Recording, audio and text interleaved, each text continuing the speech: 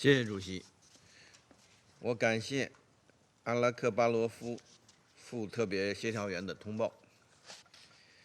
加沙冲突延宕2年，造成前所未有的平民伤亡和人道灾难。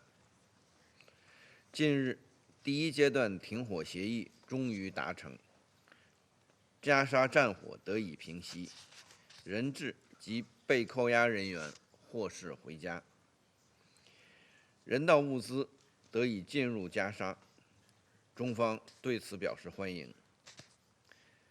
当前的进展只是恢复持久和平的第一步，国际社会应当加大努力，凝聚更广泛共识，采取更积极的行动。第一，必须实现加沙持久停火。停火一旦实现，就不能再起新的战端。当前的停火应当成为全面持久停火的基础。但令人不安的是，违反协议的行为仍在发生，造成无辜平民伤亡。加沙的血腥冲突已反复警示我们，对话谈判是解决问题的唯一出路，以暴制暴只会陷入恶性循环。中方呼吁有关各方全面遵守停火协议要求，推动实现真正的全面持久停火，确保加沙重获安全与稳定。第二，必须尽快缓解加沙人道灾难。在长达2年的围困封锁下，加沙民众遭受了难以言状的苦难。当前人道援助虽有所恢复，但仍面临重重阻碍，紧迫的人道需求远未缓解。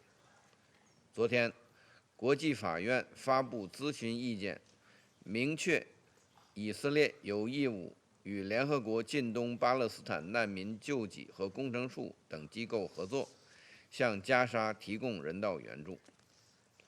以色列必须履行占领方的国际人道法义务，开放全部过境点，保障人道物资大规模进入加沙和安全有序分发，解除对工程处等人道机构开展援助的限制。第三，必须妥善推进加沙战后安排。加沙是巴勒斯坦人民的家园，不是国际政治的筹码。任何关于加沙未来的安排，都必须坚持8人制8，这一国际社会业已达成的共识。都需要尊重巴勒斯坦人民的意愿。经过2年的狂轰滥炸，加沙满目疮痍，无法居住，必须尽快开启重建，恢复民生。我们欢迎埃及等地区国家为推动加沙重建的努力，国际社会应当为加沙重建提供积极的支持和帮助。第四，必须重建2国方案的政治前景。落实2国方案是解决巴勒斯坦问题的唯一可行出路，不可替代，不容否定。只有巴勒斯坦独立建国，实现民族正当权利，才能消除历史不公和暴力根源，达成巴以之间的长久和平共处。以色列必须停止在约旦河西岸的定居点活动，停止破坏巴勒斯坦民族权力机构的治理基础。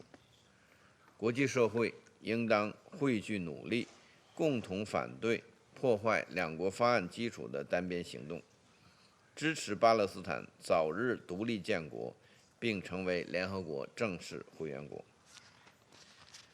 主席，安理会承担着维护国际和平与安全的首要责任，应当为维护加沙和平与稳定发挥积极作用。